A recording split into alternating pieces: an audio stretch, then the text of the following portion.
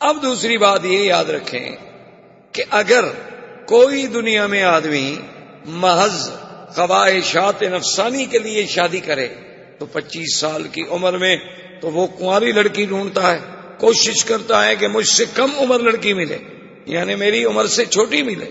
بلکہ آج کل آپ دیکھیں جن کے پاس یہاں بھی دولت ہے، پیسہ ہے، 70 سال بھی عمر ہو جائے وہ بھی چاہتے ہیں ہم چھوٹی لڑکی سے شادی کریں۔ کئی دفعہ ایسا ہوتا ہے کہ ایک آدمی کے ساتھ عورت ہوتی ہے تو آدمی یہ تصور کرتا ہے کہ شاید یہ اس کی بیٹی ہوگی، لیکن جب پوچھتا ہے تو وہ کہتے نہیں یہ تو میری بیوی ہے۔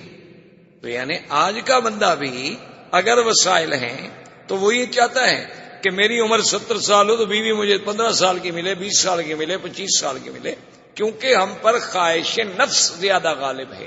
اور سرکار دو عالم محبوب رب العالمین رحمت دو جہاں اور معصوم سیدنا محمد مصطفیٰ صلی اللہ علیہ وسلم، آپ دیکھیں کہ 25 سال عین شباب کا کمال ہے، اور پہلی شادی کس سے ہوتی ہے؟ سیدہ خدیجہ الکبریٰ جن کی عمر 40 سال۔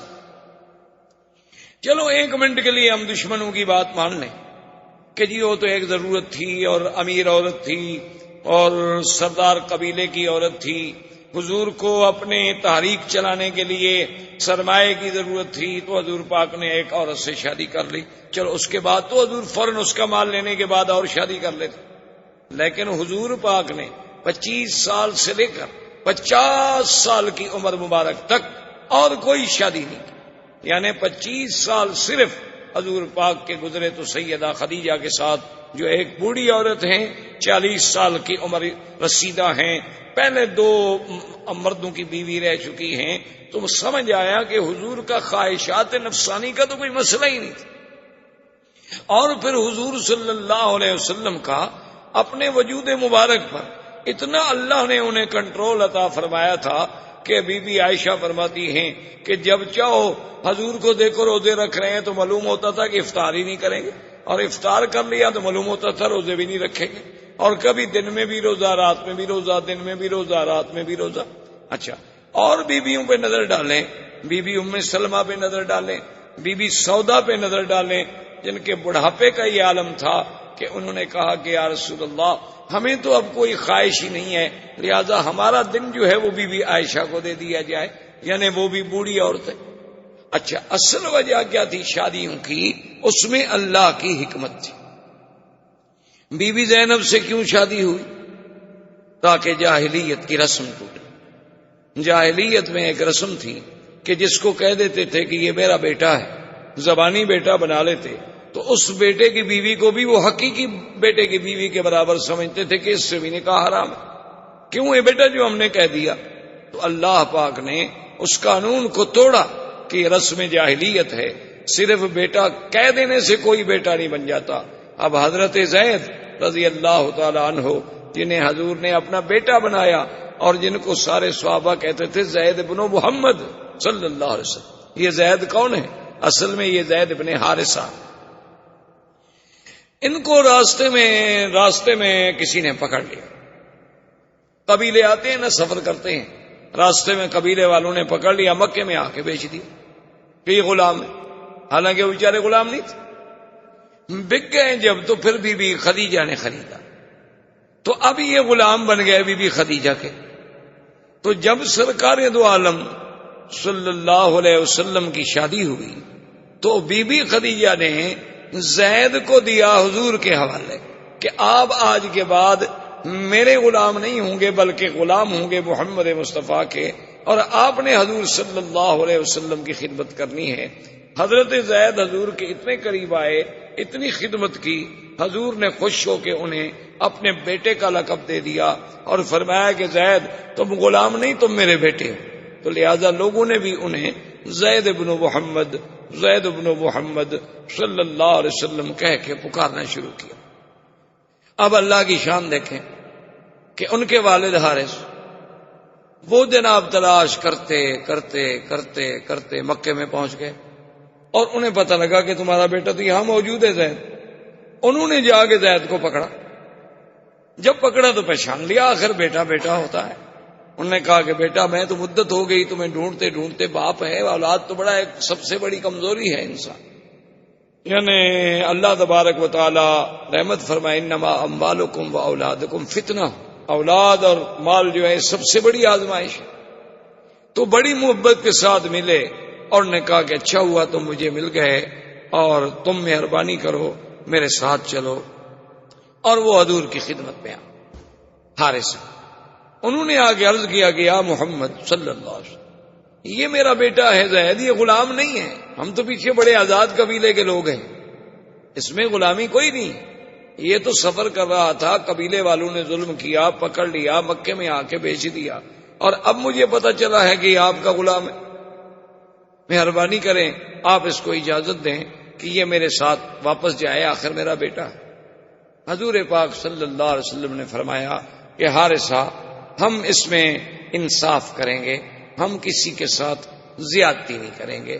بات اتنی ہے کہ نخیر زید، ہم زید کو خیار دے دیتے ہیں اور اختیار دے دیتے ہیں کہ زید جہاں چاہے چلا جائے. اگر ہمارے پاس رہنا چاہتا ہے تو ہمارے پاس رہے، اگر اپنے والد کے ساتھ جانا چاہتا ہے، ورنہ تو آپ کا کوئی حق نہیں، کیونکہ ہم تو خرید چکے ہیں. تو حارثہ بڑے خوش ہو گئے، انہوں نے کہا جی بالکل ٹھیک ہے، ماشاءاللہ الحمدللہ، یہی تو میں چاہتا ہوں. اور انہوں نے زید کو سمجھایا، قائل کرنے کی کوشش کی کہ بیٹا تمہیں لاکھ پیار ملے لیکن یہاں تو غلام ہی رہو گے نا، اور جب تم واپس جاؤ گے اپنے قبیلے میں تو تم ایک آزاد، ایک احرار اور حر کی حیثیت میں ہوگے. اس نے کہا کہ ابا جان بات سن لیں کہ خدا کی قسم ہے میں تو دنیا کی بادشاہی جو ہے وہ بھی محمد مدنی کی غلامی پہ چھوڑ سکتا ہوں. میں تو ساری دنیا کو چھوڑ سکتا ہوں لیکن محمد عربی کو نہیں چھوڑ سکتا. میں اپنے باپ کو بھی چھوڑ سکتا ہوں، میں اپنا قبیلہ بھی چھوڑ سکتا ہوں. واللہ لا نترک محمدن، خدا کی قسم ہے میں محمد پاک کو کبھی نہیں چھوڑوں. تو اب حضور نے فرمایا کہ بھائی ہم زیادتی اور زبردستی جو ہے وہ زید پر بھی نہیں کر سکتے، اس کی مرضی ہے. تو اتنا پیارا زید، اس کی شادی بھی حضور نے خود کی بی بی زینب سے، اور بڑا لمبا واقعہ ہے. بہرحال وہ شادی نہ نبھ سکی، طلاق ہو گئی. اللہ تبارک و تعالی نے یہ چاہا کہ اب حضور کی شادی بی بی زینب سے ہو تاکہ یہ رسم جاہلیت ختم ہو جائے کہ بھئی زبانی بیٹا زبانی بیٹا ہوتا ہے اور حقیقی بیٹا حقیقی بیٹا ہوتا ہے. یہ کیا بات ہے کسی کو کوئی کہہ دے کہ میرا بیٹا ہے تو بس بیٹا ہو جائے گا وہ. اور پھر شادی کا انجام بھی دیکھے اور کمال بھی دیکھیں. حضور نے پیغام بھیجا بی بی زینب کو اپنے نکاح کے لیے.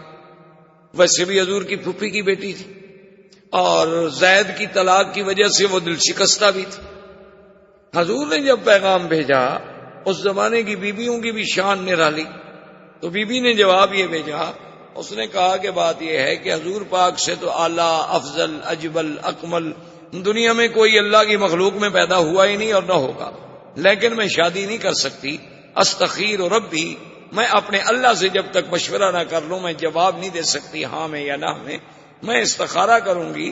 اور استخارے کا معنی یہ ہوتا ہے کہ ہم اللہ سے پوچھ رہے ہیں کہ اللہ میاں یہ کام کریں یا نہ کریں. تو استخارے میں جو بات ہوگی میں پھر جواب. آدمی واپس آ گیا، اس نے آ کے یہ جواب دیا. اللہ نے قرآن نازل کیا.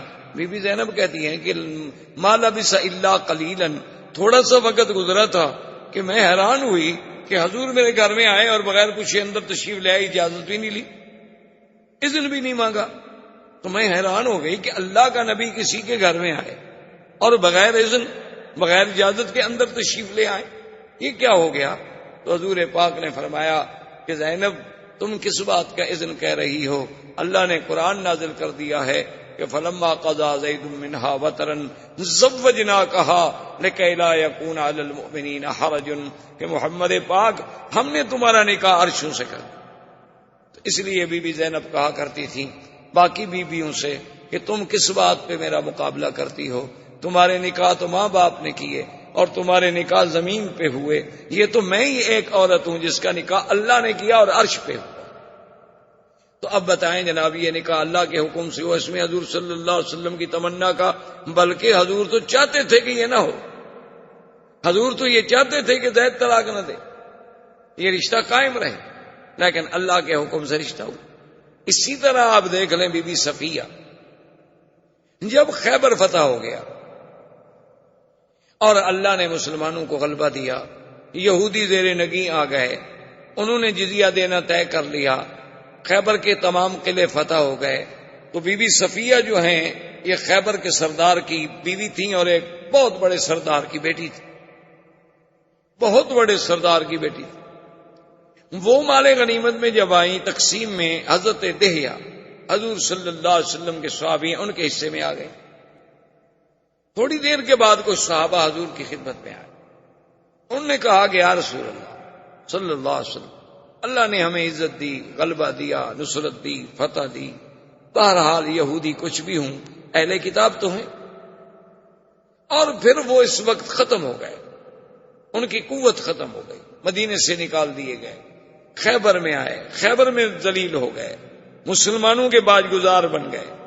لیکن صفیہ ایک بہت بڑے سردار کی بیٹی، بہت بڑے رئیس کی بیٹی اور ایک بہت بڑے سردار کی بیوی، اگر آپ اس سے خود شادی فرما لیتے تو کم از کم ان کی شان رہ جاتی، ان کی دلجوئی ہو جاتی، اور یہی بات جو ہے شاید ان کے اسلام میں آنے کا ذریعہ بن جاتی۔ حضور صلی اللہ علیہ وسلم نے فرمایا کہ ہاں بات تو ٹھیک ہے، لیکن وہ تو دہیہ کے حصے میں آ گئی، میں تو اپنے صحابی سے کچھ کہنے کے لیے تیار نہیں ہوں، جس کے مقدر میں نصیب میں تھی باندھی اسی کو مل گئی۔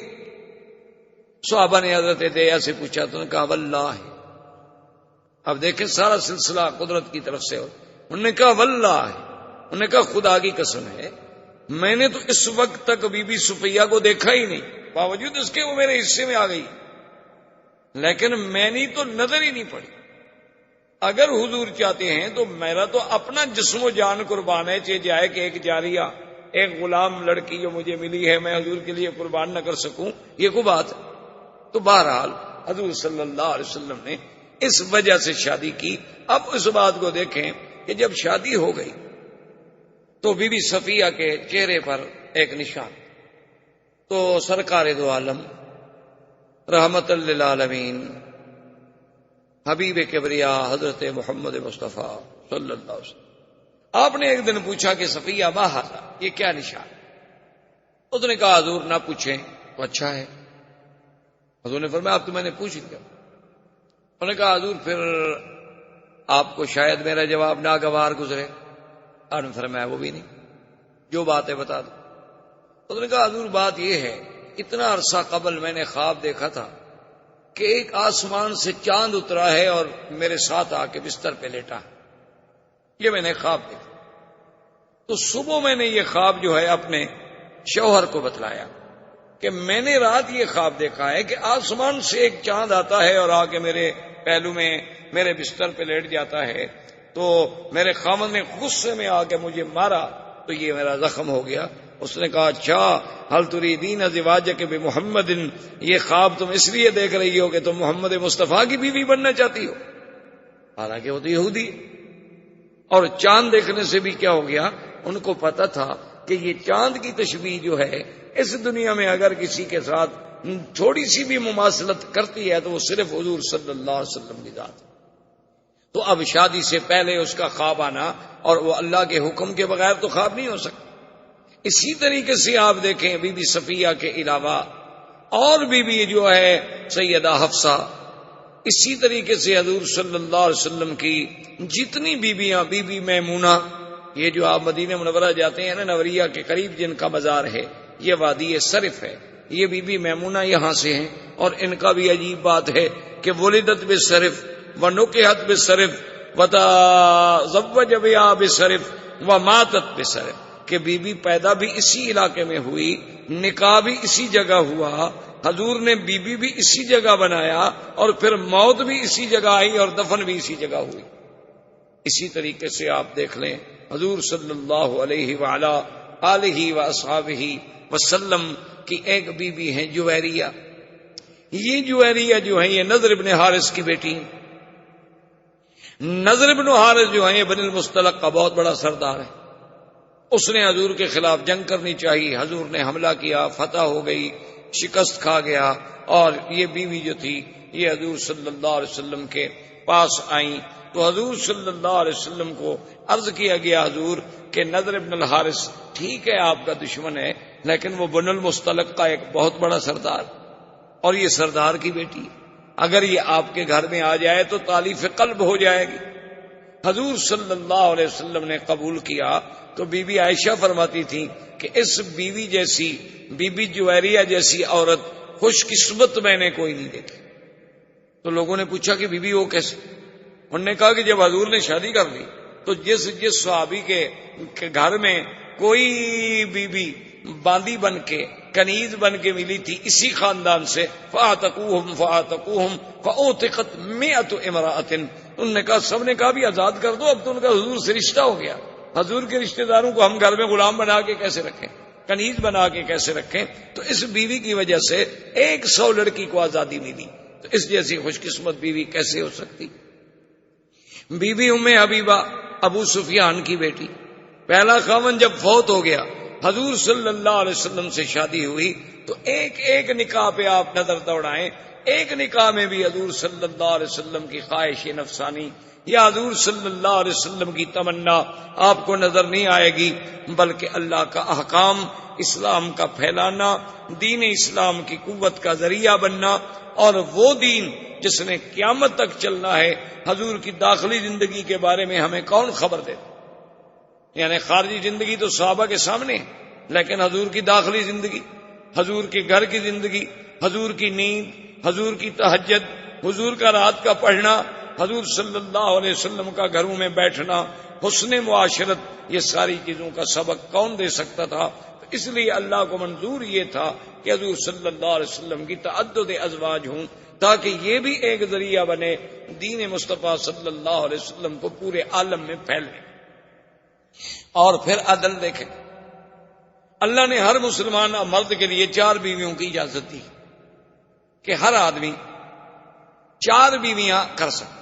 قرآن پاک میں موجود ہے، فَانكِحُوا مَا طَابَ لَكُم مِّنَ النِّسَاءِ مَثْنَىٰ وَثُلَاثَ وَرُبَاعَ فَإِنْ خِفْتُمْ أَلَّا تَعْدِلُوا فَوَاحِدَةً، یعنی اگر چاہو تو 4 عورتوں سے شادی کر سکتے، بھائی یک وقت ایک آدمی اپنے گھر میں 4 بیویاں رکھ سکتے۔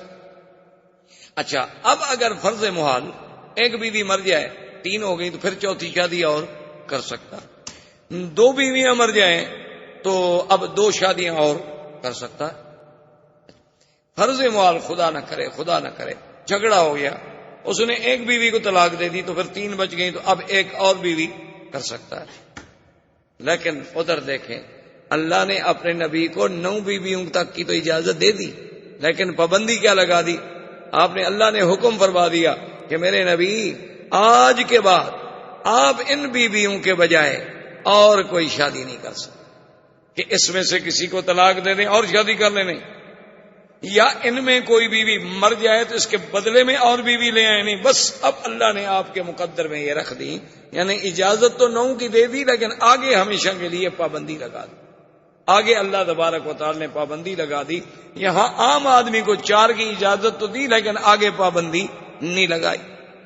اور اسی طرح دیکھیں کہ ایک دفعہ حضور صلی اللہ علیہ وسلم اپنی بیویوں سے کسی مسئلے میں ناراض ہو گئے، اور آپ نے قسم کھا لی کہ میں 1 مہینے تک کسی بیوی سے بات نہیں کروں۔ اس کو کہتے ہیں شریعت میں ایلا۔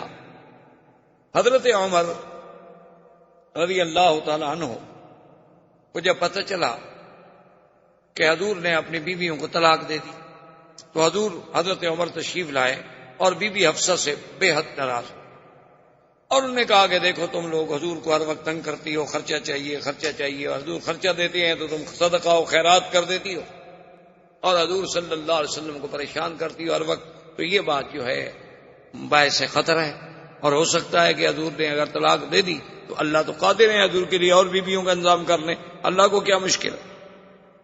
اب آپ قرآن کے الفاظ پہ غور کریں، عَصَىٰ رَبُّهُ إِن طَلَّقَكُنَّ أَن يُبْدِلَهُ أَزْوَاجًا خَيْرًا مِّنكُنَّ مُسْلِمَاتٍ مُؤْمِنَاتٍ قَانِتَاتٍ تَائِبَاتٍ عَابِدَاتٍ سَائِحَاتٍ طیبات و ابکارا۔ اللہ نے فرمایا کہ خبردار، اگر اللہ چاہے اپنے نبی کو حکم دے دے کہ تم کو طلاق دے دے، اللہ تم سے بھی زیادہ بہتر عورتیں نبی کے گھر میں لے آئے جو اسلام والی ہوں گی، ایمان والی ہوں گی، راتوں کو عبادت کرنے والی ہوں گی، رات دن اللہ کے دین کے پھیلانے والی ہوں گی، روزے رکھنے والی ہوں گی، اور اپنے جسم و جان کی مال کی حفاظت کرنے والی ہوں گی۔ ایسی بیویاں بیوہ بھی ہوں گی، کنواری بھی ہوں گی، اگر اللہ چاہے تو آپ سے بھی زیادہ بہتر بیویاں لے آئے۔ اب مسئلہ سمجھیں، علماء نے لکھا ہے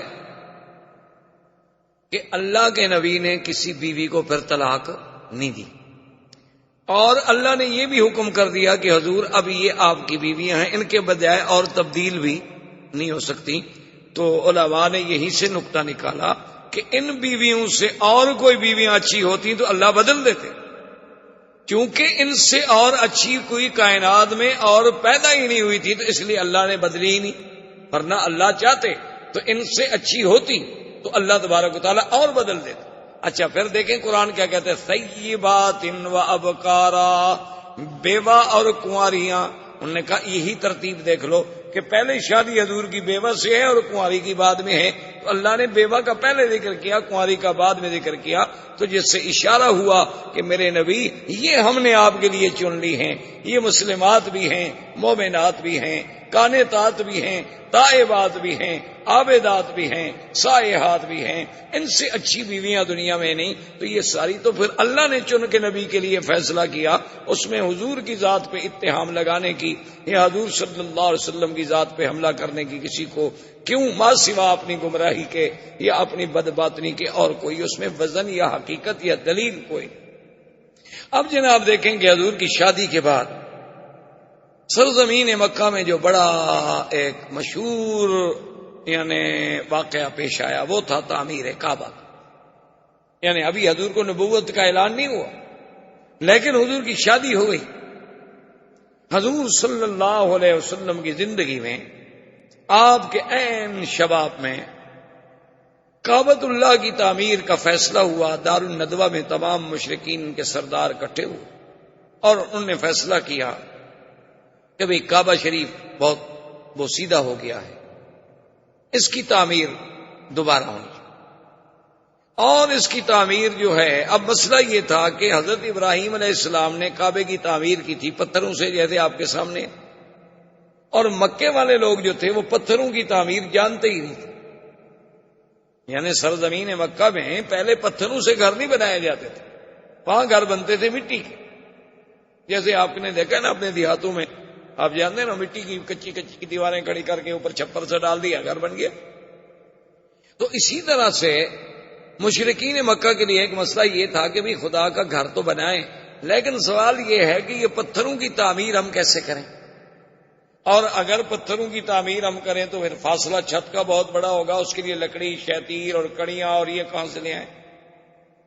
خیر اتفاق ایسا ہوا کہ ایک سفینہ آیا، کشتی آئی بہت بڑی مال بردار، وہ جدے کے قریب آ کے خشکی پہ چڑھ گئی اور ٹوٹ گئی۔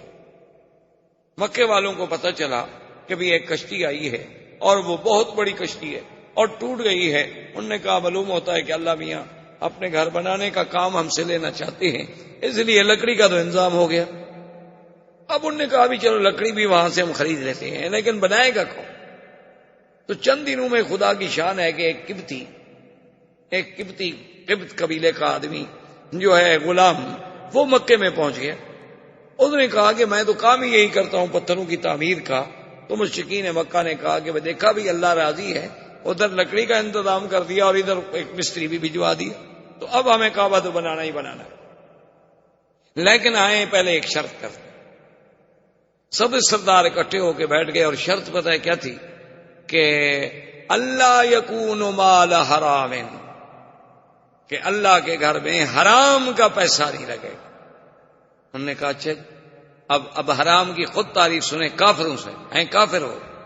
انہوں نے کہا ولا مال مہر بغی، بعض لوگ جو ہیں لڑکیاں رکھ کے زنا کے پیسے لیتے تھے، انہوں نے کہا وہ پیسہ بھی اس میں شامل نہیں ہوگا۔ ولا مال ظلم، کسی نے کسی پہ ظلم کر کے پیسہ چھینا ہوا ہے تو وہ پیسہ بھی کعبے میں نہیں لگے گا۔ ولا ربن، اور کسی نے سود کا پیسہ لیا ہوا ہے تو وہ بھی کعبے میں نہیں لگایا جائے گا۔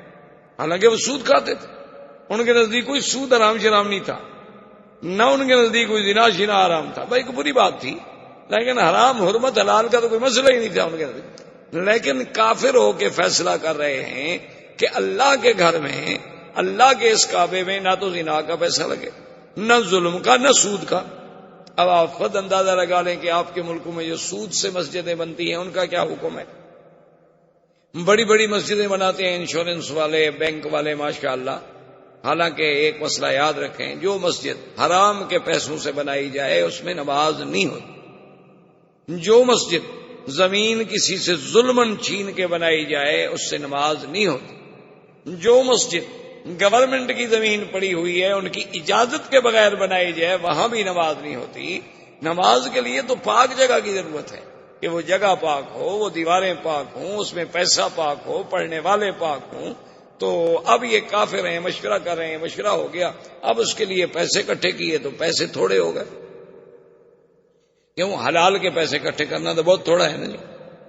تو انہوں نے جب کہا کہ بھئی اب یہ پیسے تو اس سے تو عمارت نہیں بنتی، انہوں نے کہا اچھا ایسا کرتے ہیں کعبہ شریف کو تھوڑا چھوٹا کر دے، لیکن حرام کے پیسے نہیں رکھتے۔